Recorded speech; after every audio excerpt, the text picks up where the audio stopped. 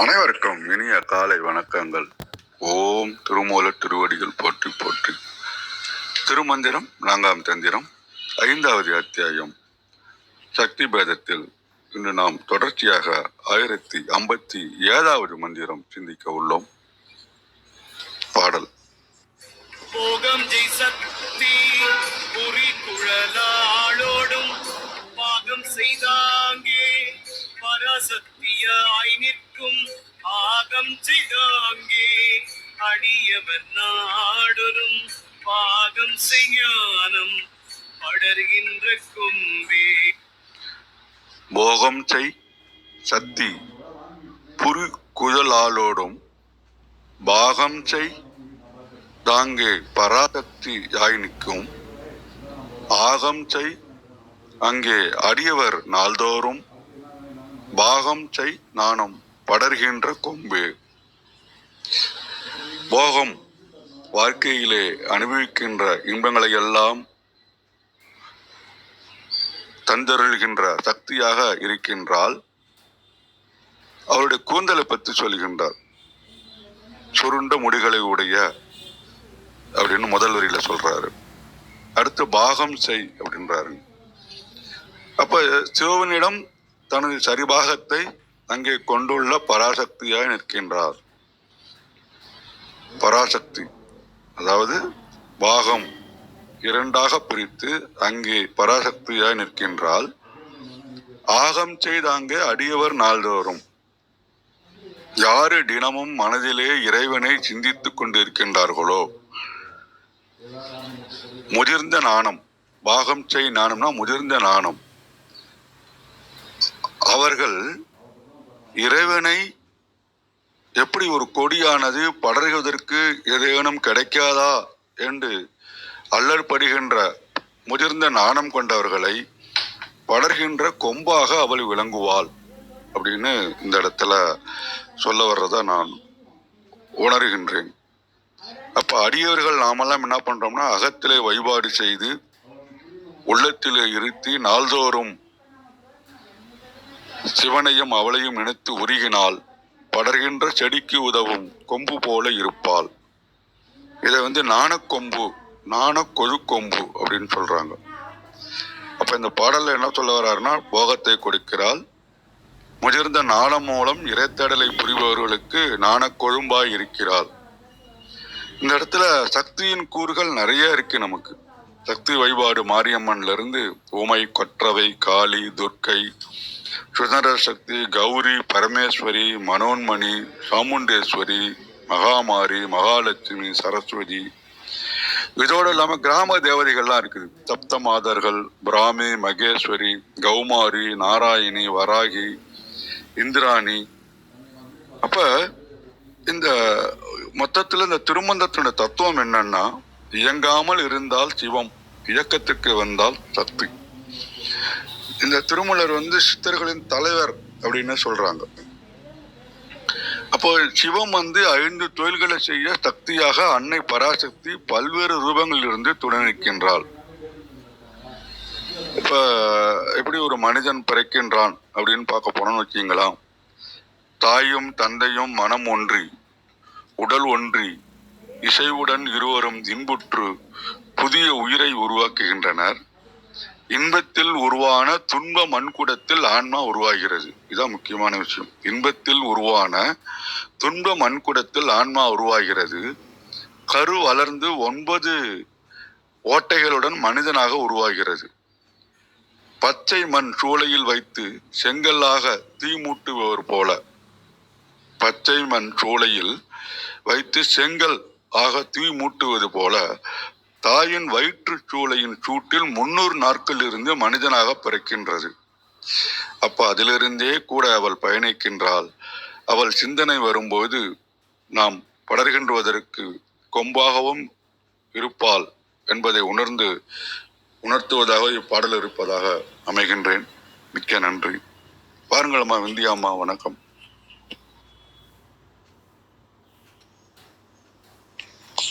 அனைவருக்கும் வணக்கம். ஓம் நமசிவாய போற்றி, ஓம் நமசிவாய போற்றி, ஓம் திருமூலரே போற்றி. 1057வது திருமந்திரம். ஞான கொழு கொம்பாக இருப்பவள் பராசக்தி. திருமந்திரத்தை பார்ப்போம். போகம் செய் சக்தி புரி குழலாலோடும் பாகம் செய்து ஆங்கே பராசக்தியாய் நிற்கும். ஆகம் செய்து ஆங்கே அடியவர் நாள்தோறும் பாகம் செய் ஞானம் படர்கின்ற கொம்பே. ஆகம் செய்து என்பதனுடைய பொருள் உள்ளத்தில் இருத்தி. பாகம் செய் ஞானம் என்பதனுடைய அர்த்தம் முதிர்ந்த ஞானம். படர்கின்ற கொம்பு இளங்கொடி படர்ந்து பரவ உதவும் கொழு கொம்பு. சிவாத்மாக்களுக்கு அவர்கள் வினைக்கு ஏற்ப, வினை சைவ சித்தாந்தம் 2 வினைகளை குறிப்பிடும், நல்வினை தீவினை. ஞானிகள், முனிவர்கள், யோகிகள், ரிஷிகள், ராஜ ரிஷிகள் இவங்கெல்லாம் 2 வினைகளையும் கடந்தவர்கள். மனிதர்கள் செய்யக்கூடிய அந்த வினைக்கு ஏற்ப விரும்பிய வாழ்வின்பம் அருளும் பராசக்தியோடு பொருந்தி அடியார்கள் உள்ளத்தில் ஒன்றி திருவருள் உணர்வு பெருக அவள் நமக்கு அருளை வழங்குகின்றாள். நாம் அவளுடைய அருளுக்காக நல்வாழ்வு வாழ வேண்டும். அவர்களுக்கு ஞானமும் பேரின்ப நல்வாழ்வும் அருளி செய்வாள். ஆகையால் நாம் பராசக்தியை நினைக்க வேண்டும், அவளுடைய அருளை பெற வேண்டும். பற்றுக்கோடு போல சீவன்கள் ஈடேற துணையாகும் அவள் திருவடிகள். பராசக்தியோட திருவடியை நினைத்து நாம் நல்வினை தீவினை 2ஐயும் கடந்து வாழ முயற்சி செய்ய வேண்டும். இதற்கு இணையான ஒரு பாடல் அபிராமி அந்தாதி 48வது பாடல். பவள குன்றில் பச்சை கொடி. பாடலை பார்ப்போம். சுடரும் கலைமதி துன்றும் சடைமுடி குன்றில் ஒன்றி படரும் பரிமள பச்சை கொடியை பதித்து நெஞ்சில் இடரும் தவிர்த்து இமைப்போது இருப்பார் பின்னும் எய்துவரோ குடரும் கொழுவும் குருதியும் தோயும் குரம்பையிலே. சுடரும் கலைமதி துன்றும் சடைமுடி குன்று. ஒளிரும் கலைகளை உடைய சந்திரனை பொருத்திய சடைமுடியுடன் கூடிய குன்று என இறைவனை வர்ணிக்கிறார். குன்றில் ஒன்றி படரும் பரிமள பச்சை கொடி. அச்சடைமுடி குன்றின் மீது பொருந்தி படர்ந்து விளங்கும் நறுமணமிக்க பசிய கொடியை போல் அம்பிகை விளங்குகிறாள் என்கிறார் அபிராமி பட்டர். அது மட்டுமா, கொடியை பதித்து நெஞ்சில் இடரும் தவிர்த்து இமைப்போதிருப்பார். அப்பரிமள பச்சை கொடியான தேவியை யோகத்தால் இமைப்பொழுதேனும் நெஞ்சில் பதிக்க வல்லார் இடர்கள்னா துன்பங்கள்னு அர்த்தம், அனைத்தையும் தவிர்ப்பர், ஆனந்த அனுபவம் எய்துவர். பின்னும் எய்துவரோ குடரும் கொழுவும் குருதியும் தோயும் குரம்பையிலே. அச்சிவ யோகிகள், குண்டலினி யோகிகள் குடல் கொழுப்பு இரத்தம் முதலியவற்றால் நிறைந்த இவ்வுடலாகிய குடிலில் வந்து பிறப்பு எய்துவரோ எய்தார் என்கிறார் அபிராமி பட்டர். நாமும் பராசக்தியை நினைப்போம், நல்லெண்ணங்களோடும் நற்செயல்களோடும் வாழ்வோம், மற்றவர்களை வாழ வைப்போம். வாய்ப்பிற்கு நன்றி. வணக்கம். சிவசிவ. திருச்சிற்றம்பலம். வணக்கம். வணக்கங்கம்மா, நன்றி. வாருங்களம்மா கிருத்திகாம்மா. வணக்கம். வணக்கம். அனைவருக்கும் இனிய காலை வணக்கம். வெந்தியம்மா அழகா அந்த பாடலுக்கு உண்டான விளக்கம் சொல்லியிருக்காங்க. நன்றி அம்மா. என்னுடைய தெளிவுக்காக நான் ஒரு முறை வாசிக்கிறேன். போகம் செய் சக்தி புரி குழலாலோடும் பாகம் செய்தாங்கே பராசக்தியாய் நிற்கும். ஆகம் செய்தாங்கே அடியவர் நாள்தோறும் ஆகம் செய் ஞானம் படர்கின்ற கொம்பே அப்படின்னு சொல்றார். இப்போ இந்த இடத்துல ஒரு 3 விஷயம் சொல்றாரு. ஒண்ணு போகம் அப்படிங்கிற ஒரு விஷயத்தை பத்தி பேசுறாரு. அடுத்தாப்புல பாகம் பாகம் செய்கின்ற ஒரு தன்மையை பத்தி சொல்றாரா, அப்புறம் அதை எங்கனம் ஆகம் செய்வது அப்படின்னு சொல்றாரு. இப்ப இதுக்கு பொதுவா ஒரு பொருள் பார்க்கிறோம் அப்படின்னாக்க, ஆஹ் போகன்சை சக்தி அப்படின்னா இந்த மாயைக்குள் நம்மை அழுத்துபவளும் அவள்தான், இன்பத்தை தருபவளும் அவள்தான். அப்போ அவள்தான் இன்பத்தை தருகிறாள், இந்த மாயைக்குள் அழுத்துகிறாள், அனைத்தையும் தரக்கூடியவள் அவளாகவே இருக்கிறாள் அப்படின்னு நம்ம சொல்லலாம். அதான் போகம் அப்படின்னா அனுபவம். அப்போ அதை தரக்கூடியவள் அவளே அப்படின்னு சொல்றாங்க. அப்போ அதற்கு உண்டான பரிபாகம் செய்யக்கூடியதும் இதுவும் நம்ம முன்னாடி பார்த்தோம். அத்தகைய பரிபாகம் செய்யக்கூடியவள் யாராக இருக்கிறாள் அப்படின்னா அவள்தான் பராசக்தி அப்படின்னு சொல்றாங்க. அப்போ அப்பேற்பட்டவளை ஆகம் செய்றாங்க அடியவர் நாள்தோறும் அப்படின்னு சொல்றாரு. அப்போ என்ன, நாம தினம் அவளை தியானிக்க பாகஞ்சை ஞானம் படர்கின்ற கொம்பே அப்படின்னு சொல்றாரு. அப்படின்னா அத பாகம்னா நமக்கு தெரியும், பரிபாகம் அப்படிங்கிறது தான் பாகம் அப்படின்னு சொல்றாங்க. அப்போ நமக்கு பராசக்தியே அனைத்தையும் தந்து நம்மை ஞானத்தையும் தருபவளாக இருக்கிறாள் அப்படின்னு. அப்ப இந்த இடத்துல எது போகம் அப்படிங்கிற ஒரு கேள்வி நமக்குள்ள வரணும். இதுதான் பொதுவான பொருள். சக்தி நமக்கு குறிகுழலாளோடும் அப்படிங்கிற இடத்துல ஒரு சின்ன சூட்சுமா இருக்கு, நம்ம அப்புறம் பார்க்கலாம். சக்தி நமக்கு போகத்தை அளித்து தரக்கூடியவளாக பராசக்தி நிற்கிறாள். அவளே அத்தகைய அனுபவத்தை தந்து அவளை அண்டி இருப்பவர்களுக்கு ஞானத்தை தருபவளாகவும் அவளே இருக்கிறாள் அப்படிங்கிறது பொருள். இப்ப இது எது போகம், நம்ம ஒரு நேத்திக்கு பார்த்தோம், புண்ணியமாகிய போகமே அப்படின்னு நம்ம பார்த்தோம். அப்ப பார்த்தோம் எது போகம், அவளே எல்லாம் என்று இருக்கக்கூடிய ஒரு தன்மைதான் போகம். எது செஞ்சாலும் அவள்தான். அப்போ நம்ம நினைப்போம், என்னது இது இப்படி வேலை, நம்ம நிறைய இன்பத்தை அனுபவிக்கிறது தான் போகம். போகம் என்பது அனுபவம். அது என்ன அனுபவமும் போகமும் தான். இன்பமாக இருந்தாலும் துன்பமாக இருந்தாலும் அது எல்லாம் ஒன்றுதான் அப்படின்னு அவளுக்காக நம்ம செய்கிறோம், அவளுடைய வேலையை செய்கிறோம். நம்ம யாருக்கு என்ன வேலை பார்த்தாலும் அது அவளுடைய தன்மை அப்படின்னு பார்க்கணும் அப்படின்னு நேற்றுக்கு பார்த்தோம். அதுதான் புண்ணியமாகிய போகம். அப்போ அவளுக்கு அந்த பராசக்தி, ஏன்னா போன பாடலே அவர் நம்ம சொல்லி கொடுத்துட்டாரு, அத பராசக்தி புண்ணியமாகிய போகமே அப்படின்றாரு. அப்புறம் இந்த இடத்துல என்ன சொல்றாரு பாருங்க, போகன்சை சக்தி புரி குழலாளோடும் அப்படின்னு சொல்றாரு.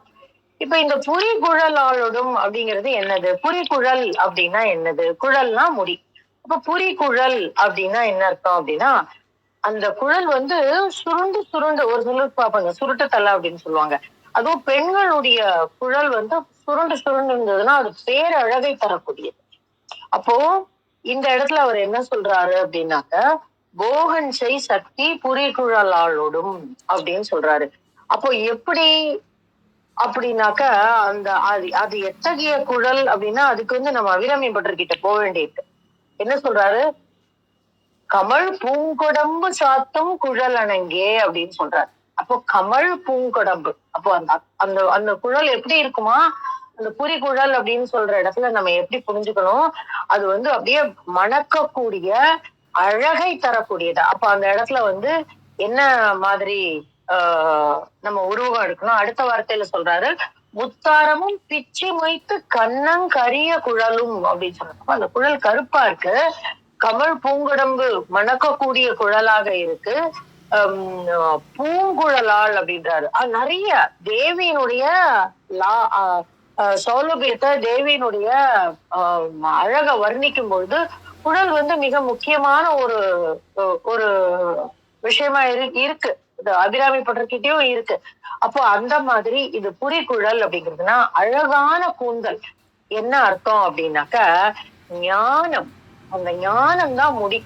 அந்த முடி ஞானத்தை குறிக்கக்கூடிய ஒரு சொல். அதனாலதான் புரிகுழல். அது சுழண்டு சுழண்டு இருக்கு. நம்ம பார்த்திருக்கலாம், உச்சி குஞ்சி மயிர் அப்படின்னா அந்த தலைக்கு மேல் இருக்கக்கூடிய ஒரு விஷயம் சொல்றாங்க. இப்ப நீங்க இன்னைக்கு பாத்தீங்க அப்படின்னாக்கா, நிறைய பேரு சடை விழுந்திருக்கோம். அது அந்த ஞானத்தினுடைய உச்சம் அப்படின்னு நம்ம ஒரு சிலர் சொல்லுவாங்க. எதனாலன்னா, இந்த காலங்கள்ல சடை வந்துடுறது. அந்த காலத்துல தேவியினுடைய குழல்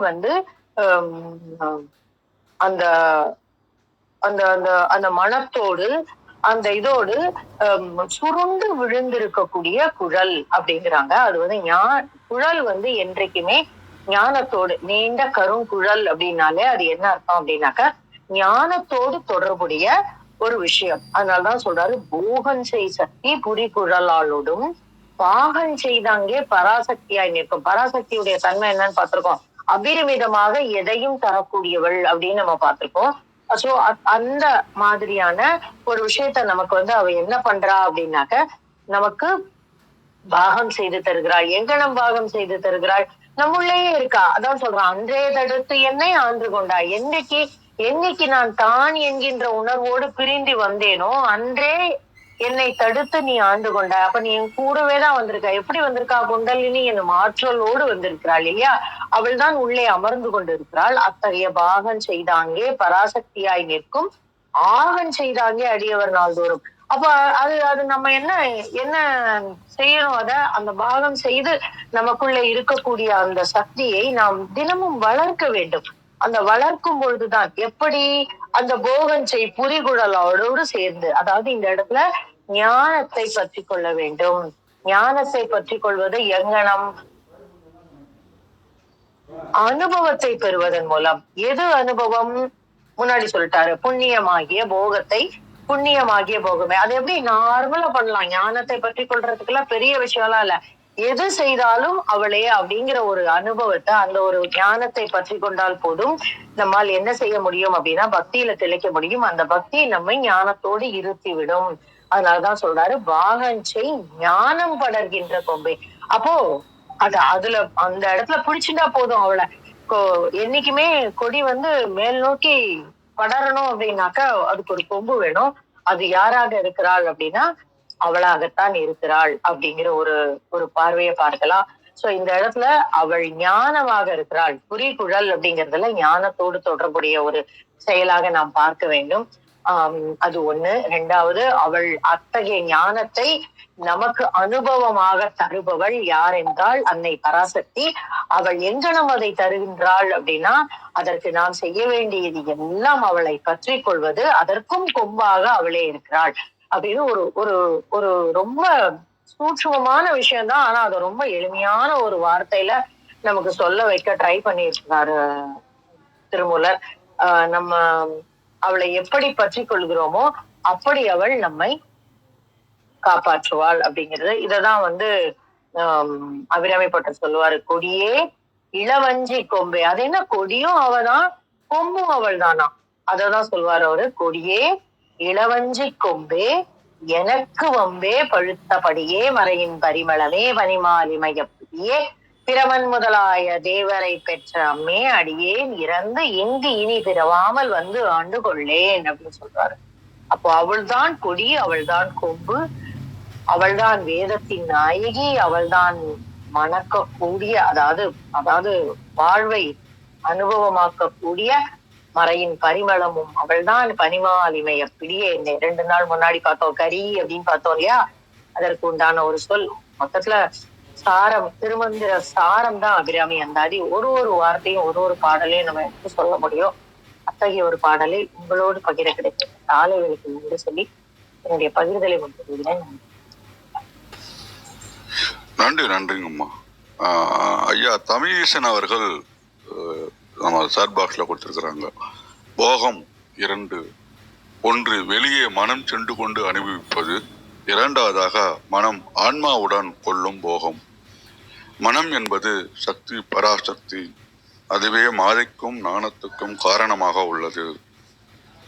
புண்ணியம் தனது ஜீவசக்தியை சிவத்தோடு போகம் செய்ய வேண்டும். பாவம் ஜீவசக்தியை சிவசக்தியை வெளியே புலன்கள் மூலம் மனம் மூலம் போகம் செய்ய பாவம் செய்ய தூண்டுகின்றது அப்படின்னு குறிப்பிட்டுள்ளார்கள். அவர்களுக்கு மிக்க நன்றியை தெரிவித்துக் கொள்கின்றேன். வாருங்கள் ஐயா, தயாரான ஐயா, வணக்கம். மிக்க நன்றிங்கய்யா. எல்லாம் வல்ல இறையாற்றலுடைய பெருங்கருணையினால மகான் திருமூலருடைய திருமந்திரத்தை சிந்தித்துக் கொண்டிருக்கின்ற இந்த நல்ல தளத்திலே கலந்து கொண்டிருக்கின்ற அத்தனை அன்பு உள்ளங்களுக்கும் அடியனுடைய பணிவன்பான நன்றி கலந்த வணக்கங்கள், வாழ்த்துக்கள். 4ஆம் தந்திரத்துல சக்தி பேதம் எங்கும் நிறைந்திருக்கக்கூடிய தெய்வீக மகாசக்தியினுடைய வடிவத்தையும் அதனுடைய தன்மைகளையும் நாம் பெறக்கூடிய நன்மைகளையும் ஆசான் விளக்கி கொண்டு வருகிறார்கள். இன்றைய பாடல்ல ஓகஞ்சை சக்தி புரிகுழலாளோடும் பாகஞ்செய்தாங்கே பராசக்தியாய் நிற்கும், பராசக்தியாய் நிற்கும் ஆகஞ்செய்தாங்கே அடியவர் நாள்தோறும், ஆகஞ்செய்து ஆங்கே அடியவர் நாள்தோறும் பாகஞ்சை ஞானம் படர்கின்ற கொம்பே.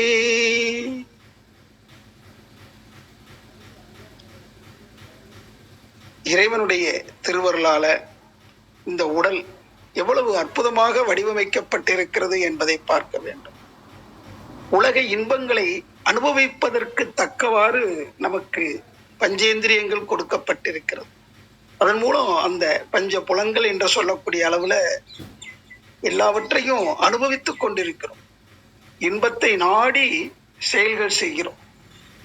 அதற்குரிய சக்தி எங்கிருந்து வந்தது? அந்த சத்திய பொருளிலிருந்து தான் அந்த சக்தி எழுச்சி அடைந்து வந்தது. அந்த நல்ல உண்மையை நம்மளுடைய மனதில எப்பொழுதுமே மனதில் வைத்துக் கொள்ள வேண்டும். பாகம் செய்து ஆங்கே பராசக்தியாய் நிற்கும்.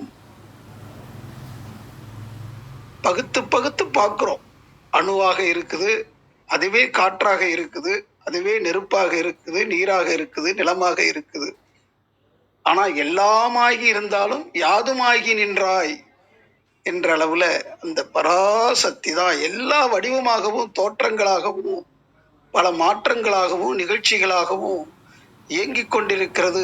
அந்த தெய்வீக சக்தி நிலைதான்றதை புரிந்து கொள்ள வேண்டும். அது இல்லாம இந்த உலகம் இல்லை, இந்த பிரபஞ்ச இயக்கமே இல்லை. அது ஒன்று ஒன்று ஒன்றோடு ஒன்று பின்னி பிணைந்து கொத்து கொத்தாக இயங்கிக் கொண்டிருக்கிறது.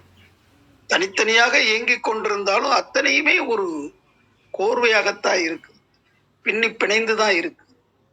அதை உணர்ந்து கொள்ள வேண்டும். அப்படிப்பட்ட அந்த வேத பொருளாகிய அந்த ஆன்மீகத்திற்கு அடித்தளமாக இருக்கக்கூடிய அந்த மெய்யுணர்வு நிலையில நாம எப்பவும் இருக்கணும். அடிபணியணும், அடி தொழணும். அடிபணிந்து அடி தொழுது வந்தோம் என்றாலே அது எப்ப? ஒவ்வொரு வினாடியுமே, நாள்தோறும், ஒவ்வொரு நாளும், ஒவ்வொரு நொடியும் அதை ஞாபகத்துல வைத்துக் கொண்டே இருக்க வேண்டும். அப்படி நாம பகுத்து பகுத்து பார்க்கிறோம். பாகம் செய்து பார்த்தாலும் ஆதி பகவன் முதற்றே உலகு, அந்த ஆதியும் அதிலிருந்து எழுச்சி அடைந்த அந்த சக்தியும் சேர்ந்ததுதான் இந்த உலகம் என்பதை புரிந்து கொள்வேன். ஆதியில இருந்த ஒன்றுதான் எல்லாமாகி வந்திருக்கிறது. இவ்வளவு அளப்பரிய பிரபஞ்ச ஆற்றலாக இருப்பது ஒன்றுமில்லை, சூன்யம்னு சொல்லி கொண்டிருக்கக்கூடிய அந்த சிவத்திலிருந்து எழுச்சி அடைந்த சக்தி தான் என்பதை புரிந்து கொள்ள வேண்டும். அந்த ஒன்றிலிருந்து ஒன்றாக எப்படி நீர்ல அலைகள் அப்படியே படர்ந்து அலையா வருதோ, திரை கடல் என்று சொல்வார்கள். அந்த கடலை அந்த அலைகள் மறைத்திருப்பது போல இந்த பிரபஞ்சம் என்ற இயக்கத்துல அடித்தளமாக இருப்பது அந்த தெய்வீகமாகிய சிவநிலை என்பதை புரிந்து கொள்ள வேண்டும். நம்ம பார்த்து கொண்டிருப்பது சக்தி வடிவமாக இருந்தாலும் அந்த சக்தியினுடைய மூலம் சிவம் என்பதை உணர்ந்து கொண்டு வாழ்க்கையில இந்த தன்மையை என்றும் மறவாது இருந்தோம் என்றாலே வாழ்க்கையில எல்லா நன்மைகளையும் சிறப்புகளையும் பெறலாம் என்று கூறி இந்த இனிய காலை வேளையில கலந்து கொண்டு சிறப்பித்துக் கொண்டிருக்கின்ற அன்பு உள்ளங்கள் அனைவருக்கும் மீண்டும் என்னுடைய நன்றியை தெரிவித்துக் கொள்கிறேன். எல்லாம் வல்ல இறையாற்றலுடைய கருணையினால தாங்களும் தங்கள் அன்பு குடும்பத்தாரும் பேறு 16 சிறந்தோங்கி வாழ்க்கையில எல்லா துறைகளிலும் வெற்றியும் மகிழ்ச்சியும் மனநிறைவும் பெறுவீர்களாக. வாழ்க வளமுடன், வாழ்க வாழ்வாங்கு. இறைவா அருள்வாயாக. ஓம் திருமூலர் திருவடிகள் சரணம். ஓம் திருமூலர் திருவடிகள் சரணம். ஓம் திருமூலர் திருவடிகள் சரணம் சரணம் சரணம். அனைவருக்கும் நன்றி. நன்றிங்க ஐயா. தங்கள் வெண்கல குரலுக்கு ஈடு இது எதுவும் இல்லை. எம்எஸ் விஸ்வநாதன் குரல் தான் உங்களுக்கு. நன்றிங்க ஐயா. வாருங்கள் ஐயா. மகேந்திரன் ஐயா வணக்கம்.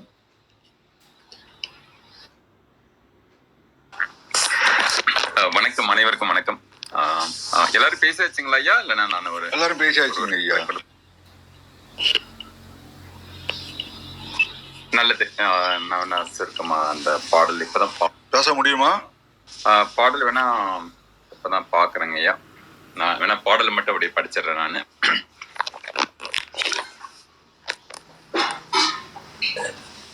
போகம் செய் சக்தி புரி குழலாளோடும், போகம் செய் சக்தி புரி குழலாளோடும், பாகம் செய்தாங்கே பராசக்தியாய் நிற்கும், பாகம் செய்தாங்கே பராசக்தியாய் நிற்கும், ஆகம் செய்தாங்கே அடியவர் நாள் தோறும், ஆகம் செய்தாங்கே அடியவர் நாள் தோறும், பாகம் செய் ஞானம் படர்கின்ற கொம்பே, பாகம் செய் ஞானம் படர்கின்ற கொம்பே, போகம் செய் சக்தி புரி குழலாளோடும். நன்றி நன்றி நன்றிங்க ஐயா. உங்க பாடலுக்கும் நம்ம யூடியூப்ல சில ரசிகர்கள் இருக்கின்றார்கள். நன்றி. வாருங்கள் ஐயா. அர்த்தனார் ஐயா வணக்கம்.